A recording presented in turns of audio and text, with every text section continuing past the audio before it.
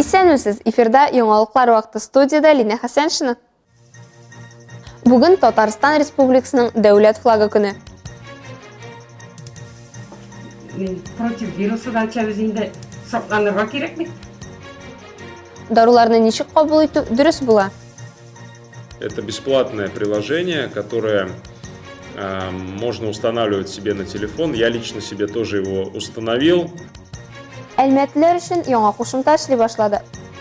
Бу һәм башка яңалыкларны мин һәм яңалыклар вакыты иҗат төркеме сөйләшәбез. Бүген Татарстан Республикасы флагына 30 ел. Татарстан Республикасының дәүләт әлеме 1991 елның 29 ноябрендә раслана. Аның авторы Тавил Хаҗи Әхмәтов. Татарстан флагы тудыруның 30 елын билгеләп Республикабыз президенты Рөстәм Миңнеханов үзенең Instagram аккаунтында пост урнаштырды. Беренче карашка гади генә булып тоелган 3 төсне берләштереп республикабызга һәр кеше гурлана алырлык әлем бүләк итә. Җирдәге тереклекнең яз көне яңаруы, яшәрүен ул яшел төс белән ассызыклый. Ак төс Татарстан халкының чисталыкка, сафлыкка, үзара татулыкка омтылып яшәвен раслый. Кызыл тормышка булган рухи көчне һәм дәртне аңлата. Республикабызның 3 төсле әлеме Эверест кыясындады, Ниагара шарлавыгындады, Бурдж-Халиф түбәсендә дә җилфердәде. Аны дөньяның теләсә кайсы почмагында очратырга була. Төрле авырлыкларга, ерак араларга карамастан, ул якташларыбызны, милләттәшләребезне берләштереп тора. 1 ноябрьдән Татарстан эшмәкәрләре 1% микрозаймны алырга мөмкин.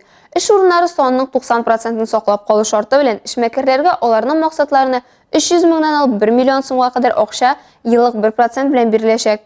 Бирү вакыты 3 айдан 2 елга кадәр тәшкил итә. Шулай ук ташламалы түләү чоры каралган. Ул ярты елдан башланачак. Һәм бу хәзерге вакытта таҗлы вируска кагылышлы шикләүләр вакытында бизнеска күрсәтелә торган ярдәм чараларының берсе. COVID-19-га бәйле вазгыять турында тулырак Алия Бәйрәмалова дәвам итә. Узган тәүлектә Татарстанда тагын 248 коронавирус инфекциясы очрагы ачыкланган. Барлык пациентларда авыруны контакт юл белән йоктырган. 94 кеше хастаханәгә салынган, 154 кеше өйдә дәвалана. 148 очракның 118-е Казанга туры килгән. Аннан соң зарарланган кешеләр саны буенча Ярчаллы һәм Яшел Үзән районнары 24 һәм 21 кеше. Чистай районнарында тәүлек эчендә 9, Түбән Камада 8, Кукмара районында 6 кеше авырган. Лаеш, Питрәч һәм Тукай районнарында 5-әр, Бөгелмә, Буа, Алабуга, Нурлат районнарында 4 кеше теркәлгән. Моннан тыш эш зарарлану очрагы Алексеевск, Койбыш, Мөслим, Саба районнарында. Әгәрҗе, Биектау, Зәй, Лениногорск, Тәтеш районнарында 2-шәр, Азнакай, Арча, Әтнә, Балтач, Югары Ослан, Менделеевск, Яңа Чишмә, Балык пистәсе һәм Сарман районнарында узган көнне 1 кеше җирләгән. Шулай итеп, пандемия башланганнан бирле Татарстанда коронавирус инфекциясының 37811 очрагы ачыкланган. 31148 кеше, шул исәптән 58-е узган тәүлектә инде теркәлгән. Беренче вакцинацияны республиканың 2 миллион 20 мең 862 кешесе узган. Аларның 1 миллион 544 мең 875-е тулы курс узды. Дүшәмбе иртәсендә Татарстанда коронавирус корбаннарының саны 1200 кеше тәшкил итә. Кичә куркыныч инфекциягә каршы көрәш буенча оператив штаб 10 яңа үлем очрагы турында хәбәр итте. COVID-19-дан 53 яшьтән 89 яшькә кадәрге 6 хатын-кыз вафат булган. 46 яшьтән алып 87 яшькә кадәрге 4 ир-ат таширдан арына алмаган. Коронавирус диагнозы патологоанатомнар тарафыннан расланган. COVID аюрведан аермалы буларак мәкерле авыру һәм үз-үзеңне дәвалау шул исәптән антибиотикларның күп булуы белән шөгыльләнү куркыныч. Грипп вакытында антибиотикларны һәм COVID-19-ны билгеләмичегенә кабул итү мәгънәсез дип белгечләр. Антибиотикларны кабул итү кеше организмында даруларга бирешми торган микробларны формалаштыруга ярдәм итә. Шуңа күрә антибиотиклар вирус инфекцияләрендә вирус йогышы бактериаль катлаулана башлагач кына кулланыла. Бу авыру башланганнан соң 10 көн узгач була. Антибиотиклар кирәкме әллә юкмы икәнлеген хәл итүнең табиб кына киңәш итә ала. Әмма табиб билгеләмичә үз-үзеңне дәвалау һәм бу чараларны куллану куркыныч. Бүген дарулар һәм витаминнар кабул итү гадәти хәл кебек. Тик даруларны ничек дөрес итеп кабул итү турында бик азлар гына уйлана. Шул ук вакытта дәвалауның нәтиҗәлелеге медикаментларны дөрес кулланмау аркасында 10-20%-ка югалырга мөмкин. Таблеткалар заманча медицинада әйдәп баручы роль уйный. Бүген витаминнар яки төрле авыруларны дәвалау өчен даруларны кабул итмәгән кеше табу кыен. Не принимаю. Нормально. Витамин С уж самый такой, чтобы не заболеть. Принимаю гипертонию ежедневно и витамин С, естественно. Ежедневно лазапам, давление есть немножко с возрастом. повысилось. Гөлсинә Әхмәтова дарулар үзеңне яхшырак хис итәргә һәм тереләргә булыша ала дип саный. Элек ул аларны бик кирәк булганда гына кабул итәргә тырышкан. Олыгайган саен профилактика максатларында да куллана башлаган.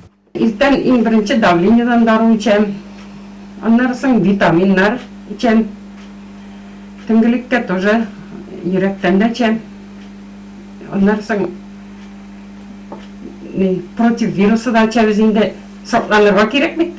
Ул инструкцияны карамыйча һәм давалау эффекты урынына капма каршы нәтиҗә алмас өчен даруны уйлап тормыйча эчәргә ярамый дип саный. Чыннан да шулаймы икәнне белер өчен терапевт, кардиолог Алчәчәк Гыйльфанова белән иртәнге аш оештырабыз.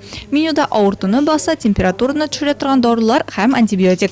Аларны чәй, сөт, газлы сок, ботка, икмәк, сыр, казылык белән кулланабыз. Чай – это у нас продукт, где листья содержат очень много. Чәй яфракларында бик күп таниннар бар. Таниннар ул күп кенә препаратлар белән элемтәне җайга салмый торган матдәләр. Шуңа күрә чәй белән барлык даруларны да кабул итү катгый тыела.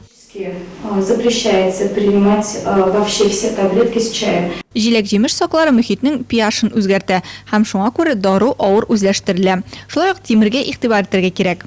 Железо сам по себе такой микроэлемент, который очень тяжело взаимодействует с другими лекарственными препаратами, с другими микроэлементами. Шуңа күрә иртәнге аштан ит, субпродуктларны, казылыкны һәм йомырка сарысын төшереп калдырга кирәк. Дару кальций белән дә ярашмый. Ә бу сөт һәм барлык сөт продуктлары һәм банан. Шулай ук солы бөртегендә төшереп калдырга кирәк. Овсянка, но не только овсянка, все крупы. Солы гына түгел, барлык башка төр ярмаларның составында да фитин кислотасы бар. Аларның тышчасында фитин кислотасы булу сәбәпле. Әлеге фитин кислотасының бәйләү сәләте бар. Ул барлык продуктларны һәм шулай ук дару препаратларын да бәйләргә мөмкин. И также лекарственные препараты. Нәтиҗәдә дарулар эчәклектә үзләштерелми. Ботка ашагансыз икән даруларны 3-4 сәгатьтән соң кабул итә аласыз. Иң дөресе даруларны инструкциядә күрсәтелгән вакытта бүлмә температурасындагы су белән эчеп җибәрү. Үзегезне саклагыз. Алсу Нуриева, Айдар Кабиров, Илдар Гемаев, яңалыклар вакыты, Луч Әлмәт телекомпаниясе. Татарстанда яшәүчеләр өчен 2022 елның апрелендә баланы 1нче сыйныфка кабул итү турындагы документларны электрон рәвештә бирү мөмкинлеге булачак. Элек гаризаны онлайн рәвештә генә бирә, шуннан соң ата-аналар 5 эш көне эчендә мәгариф оешмаларына кирәкле документларны тапшырырга тиеш иде. Хәзер барлык документларны электрон рәвештә гаризага беркетергә мөмкин булачак. Бу хакта Татар информ матбугат конференциясендә Татарстан Мәгариф һәм фән министры урынбасары, Мәгариф өлкәсендә күзәтчелек һәм контроль департаменты җитәкчесе Рәмис Мөҗипов хәбәр итте. Бу яңалык балалар бакчасы үрнәгендә ачык электрон чират формалаштыру. Һәр гариза бирүче чиратта ничәнче икәнен күрсен өчен бу форматны 2022 елның 1 апрелендә эшләтеп җибәрергә җыенабыз дип сөйләде ул. Аның сүзләренчә, чиратның соңгы баганасында бу мәктәпкә кабул итүдә укучының өстенлекле хукукы күрсәтеләчәк. Мисал өчен, әгәр баланың өлкән абый-апалары бу мәктәптә укыса, яки бала бу мәктәпкә беркетелгән территориядә яшәсә, аның өстенлекле хукуклары бар. Моннан тыш, бу система мәгариф оешмалары җитәкчеләрен мөстәкыйль рәвештә чиратка йогынты ясау мөмкинлекләреннән мәхрүм итә, дип саный белгеч. Әлбәттә, күп фатирлы йортларда яшәүчеләрне борчыган мәсьәләләрне барлап, тизрәк хәл итү максатыннан яңа кушымта эшли башлаган.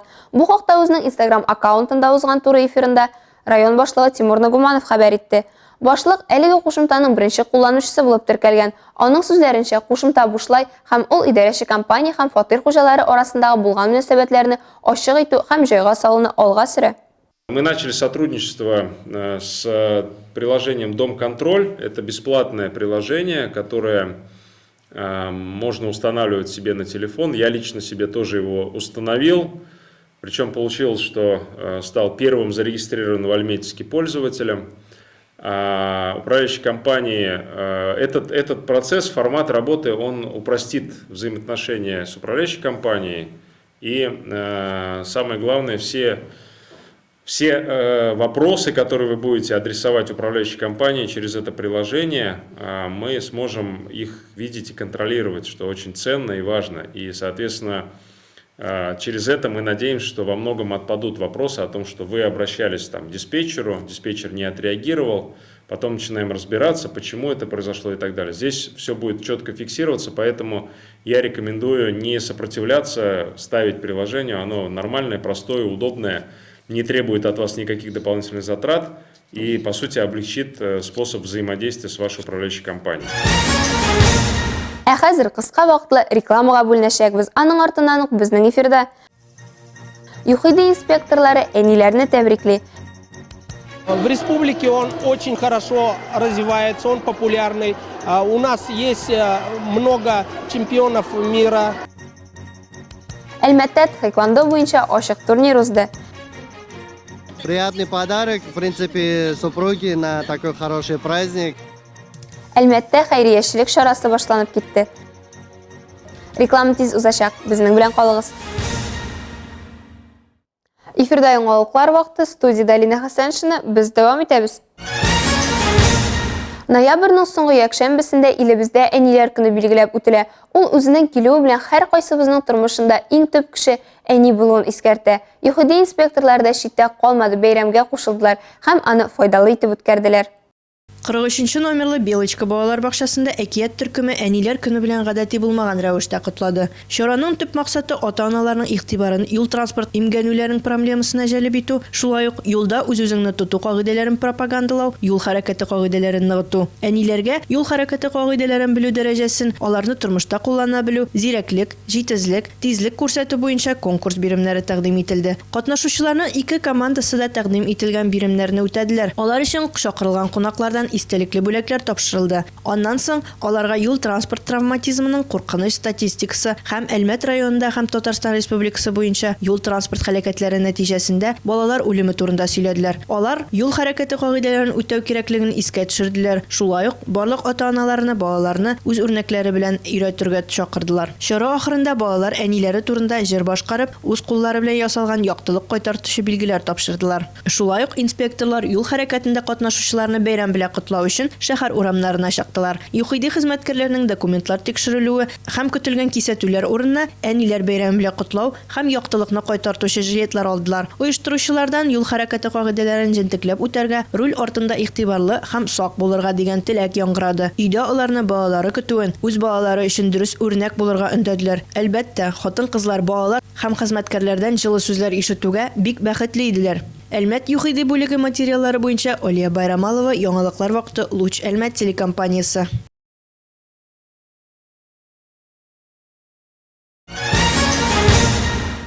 Яңа елга кадәр 33 көн калып бара. Шуңа да карамастан хәйриячелек чарасын Әлмәтләр һәм шәһәребез кунаклары арасында башлап җибәрделәр. Узган ял көннәрендә нефтчеләр мәйданында хәйриячеләрдән призлар уйнатылды. Бүләк алырга кем генә яратмый микән? Бүләкне чын күңелдән өләшә белүчеләр приоритет Әлмәт агентлыгы үзәге нефтчеләр мәйданында хәйриячелек чарасы уздырды. Уздырылган лотереяда һәркем катнаша алды. Моның өчен Инстаграмда оештыручыларның аккаунтларына язылырга, номер алырга һәм нәтиҗәләрен көтәргә генә кирәк иде. Бүләкләр уйнатуда шулай ук имин булмаган гаиләләрдә тәрбияләнүче балалар да катнашты. Благотворительную акцию мы организовали, потому что есть люди в нашем городе, прекрасные наши партнеры, о которых мы сегодня будем рассказывать, которые решили поддержать деток перед прекрасным праздником Новым годом и подарить им подарки. Йорт өчен кирәк яраклар, моторлык салоныннан һәм чәчәк кибетеннән сертификатлар, уенчаклар, сувенир продукциясе, татлы бүләкләр һәм башка шундый бик күп бүләкләрне хәйриячеләр бирде.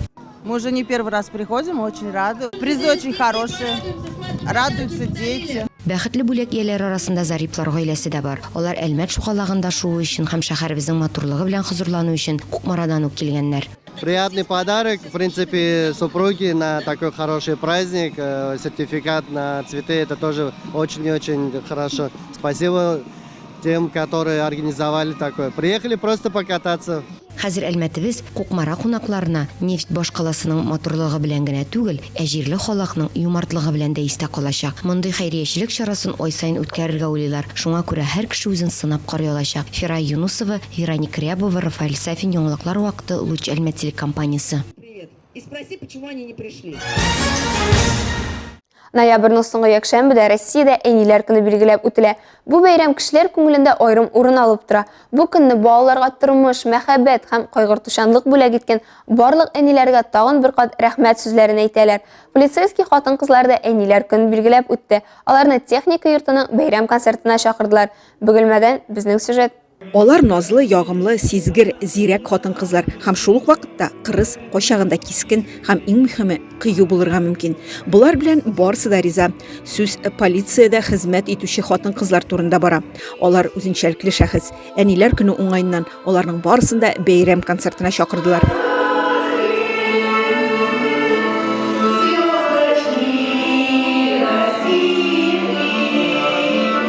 Әниләргә багышланган концертка полицейскийларны гына түгел, аларның туганнарын да чакырдылар. Бу хезмәткәрләрнең балалары, әниләре һәм әлбәттә әбиләре. Ну, бабушкой быть здорово. Әби булу бик шәп әйбер. Гел оныклар белән элемтәдә, малайларны көрәшкә озатам, каршы алам, бер сүз белән контрольдә тотам. Гомумән 2 балам бар, әни булу ул зур бәхет. Быть очень прекрасно. Кунаклар арасында хезмәт ветераннары да бар. Алар озак еллар буе эчке эшләр органнарында хезмәт иткән. Кунакларны Россия эчке эшләр министрлыгының Бөгелмә районы буенча бүлек начальнигы исеменнән Сергей Анисимов котлады. Хотелось бы поздравить всех присутствующих женщин, девушек с этим светлым праздником. Барлык хатын-кызларны да бу бәйрәм белән котлыйсы килә. Аларга гаилә иминлеге телим, тыныч күк йөзе. Шулай ук барлык әниләргә дә Эчке эшләр министрлыгының Бөгелмә бүлегендә хезмәт итүче хезмәткәрләрне тәрбияләгән өчен зур рәхмәт белдерәм. А также носят звание сотрудников органов внутренних дел. Концерт бер сулышта узды. Техник йортның үрнәк ансамбльләре әниләргә җылылык бүләк итте. Айгөл Шәрәфиева, Максим Брюхачев, Луч Әлмәт телекомпаниясе. Яңалыклар вакыты. Бу көннәрдә Яршалыдан Анна Козырновская тхэквондо буенча ил чемпионатында призер булды. Ә кичә Мирас спорт сәламәтләндерү үзәгендә Әлмәт районының тхэквондо буенча ачык турниры булып узды. Кемнәр кайлардан килгән, безнең төшерү төркемендә белеп кайтты. Тхэквондо Корея спорт түрі күпшілік ояқ ішли 30% қына қол, тхэ ояқ, квон қол, до юл сәңғат деген аңлата. Бу ярышлар республиканың ашық турниры. Бірінші юғары категориялы судьялар Олабуға, Яршалы, Түбән Камадан келген. Бірінші тапқыр қатнашушыларда тәжірибелілер де бар, баш хөкемдар бүтін Россия категориялы судья, Татарстан Республикасы судьялар коллегиясы рәисе Ринат Салимуллин. В республике он очень хорошо развивается, он популярен. Республикада үсештә популяр ил чемпионнары универсиада җиңүчеләр дә бар. Это старшие ребята, участники, победители универсиады, участники универсиады России и, естественно, международных соревнований. Qozan, Олабуға, Яшелүзән, Яршалы, Зәй, Менделеевск шәһәрләреннән, Кама аланы, Питрәш һәм Тукай районнарыннан, Чувашия һәм Удмуртия республикаларыннан 12 команда катнашты. Араларында Әлмәттән Полина Булгакова да бар. Ул әлеге спорт түрі белән ел ярым шөгыльләнә. Просто нравятся люди, которые занимаются, тренера. Вот, нравится ездить по соревнованиям. Шөгыльләнүче спортчылар да, тренерлар да ошый. Татарстан беренчелегендә 3нче урынны алдым. Турнирларда гел призлы урыннар алам. Потом на просто турнирах по Татарстану занимала призовые. 4,5 года я занимаюсь. Мин 4 ярым ел шөгыльләнәм. 11 алтын бүләгем бар. 5нче тапкыр инде Әлмәттә. Моңа кадәр гел беренче урыннар иде. 5 раз уже в Альметьевск езжу. Первые места занимала до этого. Спортчылар арасында 40 медаль уйнатылды. Әлмәт спортчылары 3 алтын, 6 көмеш һәм 11 бронза медаль яуладылар. 25 ноябрьдән 29-на кадәр Сургут шәһәрендә 13-нче Север йолдызлары грек-рим көрәше буенча ачык бөтен Россия яшүсмерләр турниры уза. Илебезнең 13 регионнан 300 катнашучы җыела. Әлмәтне Олимпия резервы спорт мәктәбенең 4 көрәшчесе тәкъдим итә. Уңышлы чыгыш нәтиҗәсендә Әлмәткә 2 алтын, 1 көмеш һәм бронза медаль кайта. Беренче урын ияләре Ралиф Галиев һәм Самандар Мадумаров. Икенче урында Ибрахим Кәримов. Лаеклы 3нче урында Камил Галимов. 27 ноябрьдә Түбән Камада 15 яшькә кадәрге кызлар арасында әниләр көненә багышланган ирекле көрәш буенча ачык турнир узды. Анда Зәй, Түбән Кама, Мамадыш, Тәтеш, Әлмәттән килгән ирекле стильдә көрәшүче 40 спортчы катнашты. Калабызданың 9 Олимпия резервындагы спорт мәктәбендә шөгыльләнүче кыз тәкъдим итте. Нәтиҗәдә Әлмәткә 7 медаль кайтты. Лаеклы 3нче урында Ясмина Хайруллина, Екатерина Путилина, Анжела Закирова. Икенче урын ияләре Диләрә Артыкова, Азалия Мансурова. Җиңүчеләр Эльмира Никитина һәм Алина Насруллина. Тапшыруыбыз ахырында тагын бер белдерү. Татарстан Республикасы территориясында 29 ноябрьдә кич, төнлә һәм 30 ноябрьдә көндез республикада көньяктан секундына 10-15 метр тизлектә көчле җил көтелә. Көчәйгәндә 17-22 метр тизлектә булырга мөмкин. 30 ноябрьдә 2-дән 18 сәгатькә кадәр вакыт аралыгында урыны белән 25 метрга кадәр көчле җил булуы ихтимал. Шулай ук урыны белән юеш кар һәм яңгыр рәвешендә көчле явым-төшем көтелә. Айрым районнарда күреме начарлану белән буран, бозлавык, туман, юлларда көчле бозлавык көтелә дип хәбәр итә синоптиклар. Юлларда сак булыгыз. Бу сезгә җиткерәсе соңгы мәгълүматыбыз иде. Мин Лина Хәсәншин һәм монтаж операторы Алия Бәйрәмалова сезнең белән сау булашабыз. Исән-имин булыйк.